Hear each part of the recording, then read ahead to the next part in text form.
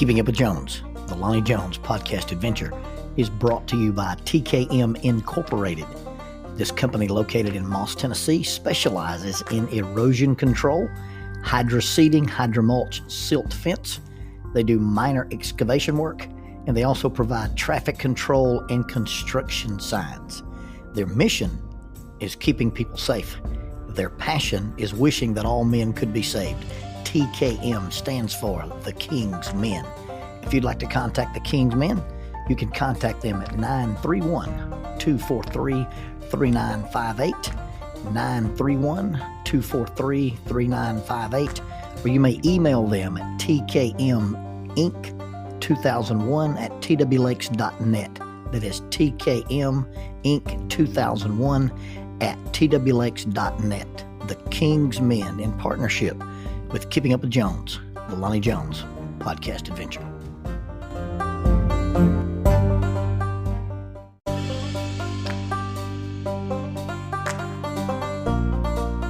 SJ&L General Contractor is a full construction company that primarily focuses on civil construction and asphalt sales in the Huntsville and Fayetteville regions.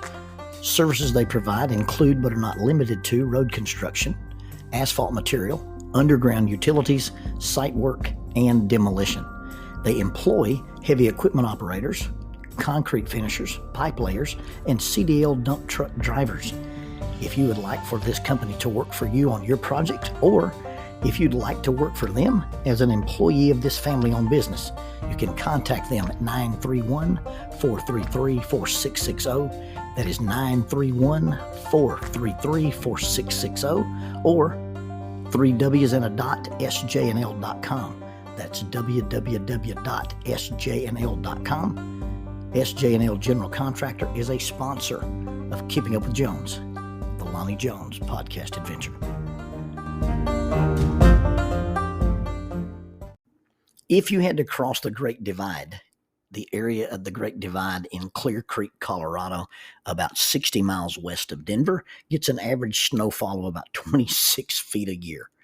And if you had to cross the Great Divide in wintertime, you probably could not do it. However, you can go from eastern to western Colorado now via the Eisenhower Tunnel. It's on I-70, and it's about 60 miles west of Denver. The westbound lane goes 1.693 miles under the mountain. The eastbound lane goes 1.697 miles under the mountain. The westbound lane began construction in 1968 and was finished in 1973. The eastbound lane was constructed between 75 and 79. And it's an engineering marvel, and thousands, if not millions, of cars have gone through it since it was constructed. And it's the tunnel that connects eastern and western Colorado. Well, think about going through this tunnel and being in a group, carpooling to work, and several men. I think there were 6 guys in the van, and there was either an avalanche or there was an accident, and traffic is blocked. And if you're in eastbound lane, you can't just turn around and go west. And if you're in the westbound lane, there's not like a little turnaround thing. Those two tunnels are separated by quite a distance of just pure gut rock through the mountain. So you don't just bounce from one tunnel to the other like you can, find a place to drive through on the interstate from eastbound and westbound lane. And these guys have been locked in this dark tunnel. It's dimly lit, but these guys have been locked in this tunnel for hours, and finally one guy broke and killed everybody else in the van. It was a tragedy. It was terrible. But the gentleman that killed his fellow companions in the van was released. He was never prosecuted because of reasons of insanity. The judge ruled that he was suffering from carpool tunnel syndrome.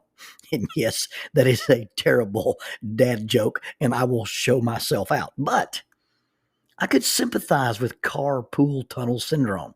But you see, I was carpooling. Well, I wasn't really carpooling. I was on a family trip. And by family, I mean I was driving somewhere in my little truck. I was the driver, and the passenger was my wife and her mother. And they were helping me drive. Now, I did not request their assistance. I did not need a co-pilot. I was not asking to enact Hot Babe Driving Companion, the thing that existed before the GPS. That is your wife sitting in the passenger seat telling you where to turn. But these ladies were helping me drive. They were telling me I was not going fast enough. Now, typically, you think, hey, you're going too fast. No, no, no. They didn't like the pace that I drive. I drive at a relaxed pace, and they were telling me I was too close to the car in front of me. They were telling me I was too close to the center line. They were telling me I was too close to the shoulder. And I kept getting these reassurances that they were uncomfortable with my driving and they could help me out with their, I guess you'd call it, verbal encouragement. I try to be a diplomat. I try to be nice. And so I tried to explain to them, you do realize that because of the job that I do, I do get to travel and speak. I speak, thankfully, and people are very benevolent to me to invite me to go do things. I speak at about 45 to 47 events a year. And if you just take my little Tacoma, the original tactical Toyota has 431,000 miles on it.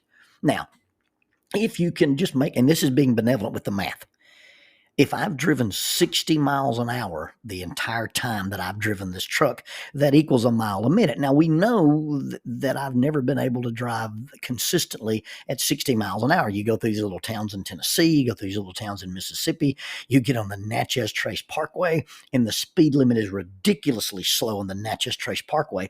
In fact, the speed limit is so low on the Natchez Trace Parkway that there are so many deer killed. Now, how can you drive that slow and kill that many deer? The deer are committing suicide because the Natchez Trace Parkway is so boring, they wander out into traffic just because they can't bear their existence. Be that as it may, if you are benevolent and say, yes, every time you've driven a mile in that truck, you drove 60 miles an hour, then when you drive 60 miles an hour, you're driving a mile a minute. So with just that loose math, I've driven this truck 431,000 minutes. If you divide that by 60, then you get that I have driven my truck 7,183 hours. And then if you figure a 24-hour day, I've driven the tactical Toyota 299 days. Ladies, I've driven a vehicle. I've sat in the pilot seat of a truck 299 days. I probably don't need your help helping me to drive, and I may have an episode of carpool tunnel syndrome and hurt everybody in this vehicle. Well, I drove this little truck for a long, long time. And my daughter, and it's really, really funny how that, as your kids are little, it's, hey, wear your helmet. Hey, don't go too fast. Hey, wear a helmet when you drive your bike. Hey, wear a helmet when you ride your four-wheeler. Hey, don't speed in your car. Keep both hands on the wheel, 10 and 2. Hey, don't talk on your cell phone when you're driving the car. Hey, you now have your driver's license, but you can only go from home to school, and you can't have passengers in the car. And then something happens, and your children graduate school, and they go to college, and it's, Dad, I don't think you should climb that. Dad, I don't think you should get on that ladder. Dad, why don't you call somebody to help you with that? And your children suddenly start trying to take care of you. And my daughter had this serious conversation with me. She's like, Dad, I think you need a new truck. You travel so much and you go so many places. You really, you should probably get a new truck. And I looked her square in the eye and say, honey, this truck is reliable and this truck is paid for. And there's going to be two things that have to happen before I get a new truck: 500,000 miles or a grandbaby. And then I grinned maniacally and laughed at her. And lo and behold, I have 3 grandbabies. So it's time to get a new truck. I had to pay the piper. We had Gunner, and then a year and 16 days later, we had Rowan. And then about a year and a half later, we get Mr. Gage. And so, yeah, I've got grandchildren, and she says they can't drive in the tactical Toyota. So I had to get a new truck. So I called the place in Decatur where I bought the original tactical Toyota and said, hey, I bought a truck from you guys several years ago, and I'm going to need another one. And I need a black short bed 4-door Tacoma. I don't want a Tundra. I don't care what you have on the lot. I don't want a gray one. I don't want a green one. And I don't want you to call me about a dark blue one. Until you have a black short bed 4-door Tacoma, don't call me. I get up the next morning and went hunting, and I'm sitting in a tree, and my phone wiggles in my pocket, and I pull it out. And this young man said, hey, Mr. Jones, we have your truck. What truck? The black 4-door short bed Tacoma. We found one in Birmingham. We had it transferred to Sarah Toyota in Decatur, and you can come pick it up. So I climbed out of the tree and I went to go get my truck. I walk in, deal with the sales manager, take a little test drive, talk with the guy, and he goes in, he comes out, he goes in, he comes out. You know, the whole Russian roulette game you play with the finance guy, and got a pretty good deal on the truck. And I get my keys and I start to go outside. And this young man says, "Now, sir, I'm going to follow you outside and I'm going to give you an orientation on your truck." I looked at this kid and I said, I really appreciate that, but I've been driving a Tacoma longer than you've been alive. And so let me just take my truck home. He goes, "Sir, I appreciate the fact that you're very familiar with Toyota products, but there are things on your new truck that weren't invented the last time you bought a truck." I said, "Well, okay, come show me around." And so he comes out to the truck and shows me how to do all the things and all the bells and whistles that are on it. And so finally I get turned loose and I'm allowed to go home. And I'm driving from Decatur, Alabama to Huntsville, Alabama. And I get out on the interstate. I'm going, out on I-65 over the Tennessee River Bridge, and these bells keep going off in my truck. And this little light keeps flashing at me. And I drive a few more miles, and the bell goes off, and the light's flashing. And then I drive a little bit, and the bell goes off, and the light flash. And I don't know what it is. So I pull over on the shoulder, and I get out the manual, and I start looking for things. And it's the lane assist. It's this little thing, this little sensor in my truck that somehow can read some component of the paint in the center line or the paint on the shoulder. And when it senses it, it tells you, "Hey, you're weaving in the lane." And son of a gun, the girls are right. I do kind of weave in my truck when I'm driving it, and irregardless of the 299 days I've spent in a truck, I've spent 299 days apparently weaving in my truck. So I looked further in the manual and learned how to turn the silly thing off, because the last thing I needed was for my wife and my mother-in-law to be telling me that I'm not driving straight even when they're not in the car. And so I just turned the silly thing off and I drive without my lane assist. Several years ago, I was at a police academy graduation, and I've been honored to attend many of those. Some of those just as a spectator, and some of those I've been asked to perform things, roles as a chaplain, and do the invocation or the benediction. I've even been asked sometimes to bless people's badges. And while I was at this police academy graduation, the commencement speaker was a 4-star general. And I remember several things that this guy said in his commitment speech. And one of the things that he talked about was warning the young officers the difference between self-absorbed and being self-aware.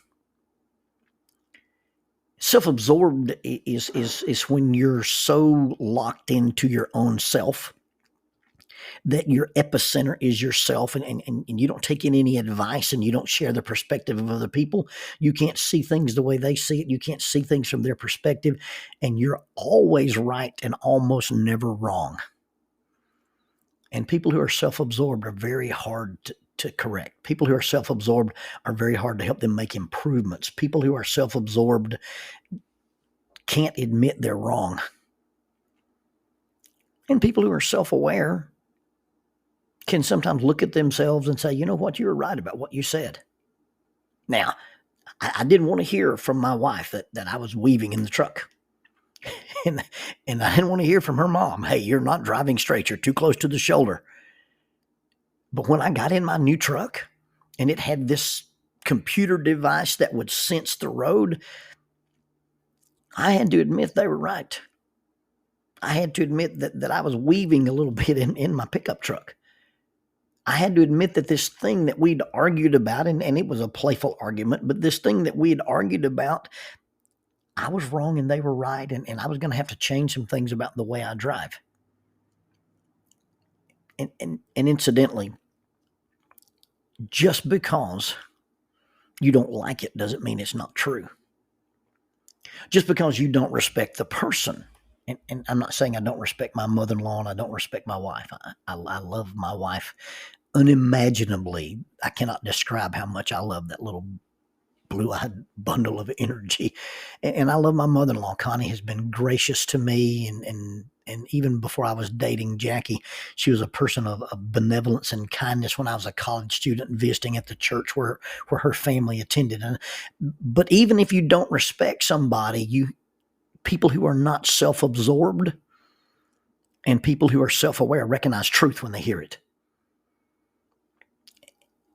And it's not a prerequisite that you like the person or respect the person or even agree with the person on other things for you to recognize truth from them when they tell you.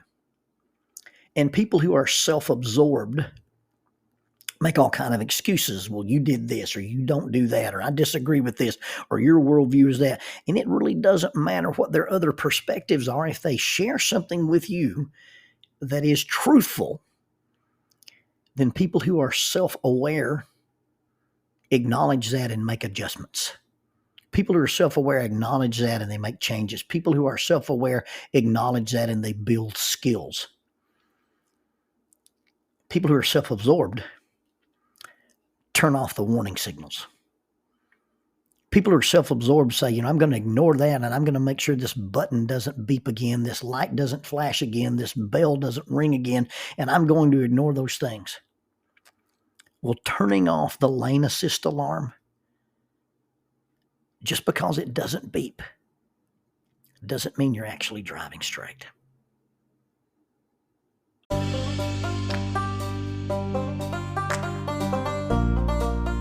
Using the tool of shortwave radio, World Christian Broadcasting literally covers the world every day with the gospel.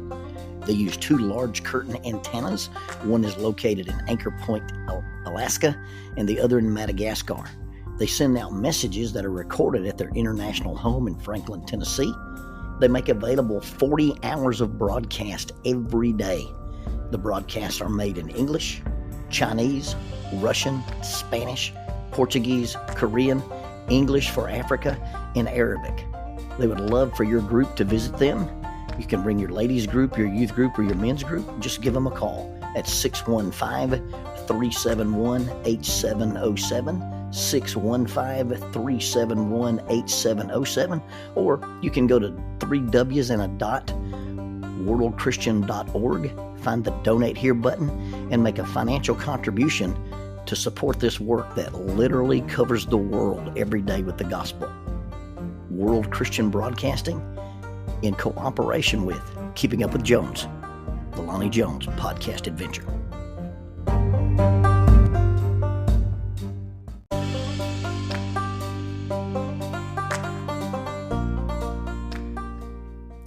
Keeping Up with Jones, the Lonnie Jones podcast adventure, is sponsored by us.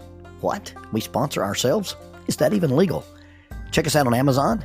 You can have access to the titles of Pedagogue, the youth ministry book by Lonnie Jones; Cognitive Spiritual Development, a Christ-centered approach to spiritual self-esteem; Grappling with Life, Controlling Your Inside Space, a small essay using the principles of Brazilian Jiu-Jitsu to talk about psychological and emotional self-defense; If I Were a Mouse, a children's book written and illustrated by Lonnie Jones; and then The Selfish Reel, a very short story about a decision.